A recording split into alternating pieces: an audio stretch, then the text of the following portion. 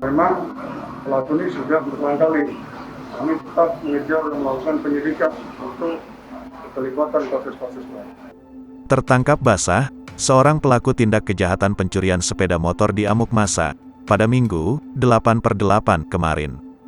Kejadian yang sempat viral di jagat maya ini terjadi di kawasan Perumnas W. Halim, PKOR, Bandar Lampung. Pelaku atas nama Taufan yang diketahui merupakan warga Lampung Timur ini terpergok korbannya saat hendak mengambil sepeda motor. Korban yang mengetahui motornya dicuri, langsung berteriak meminta bantuan hingga mengundang kerumunan warga dan berhasil menghentikan aksi pencurian. Masyarakat yang geram, langsung meluapkan emosinya kepada pelaku. Beruntung, polisi datang tepat waktu dan langsung mengamankan pelaku ke Mapolsek Kedaton untuk dilakukan pemeriksaan.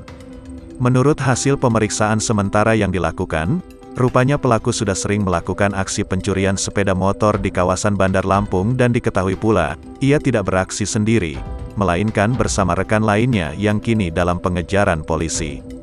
Saat ini pelaku harus meringkuk di balik jeruji penjara dengan barang bukti yang diamankan, yaitu 1 unit sepeda motor, dan kunci letter T, serta dijerat pasal 363 KUHP dengan ancaman 5 tahun penjara.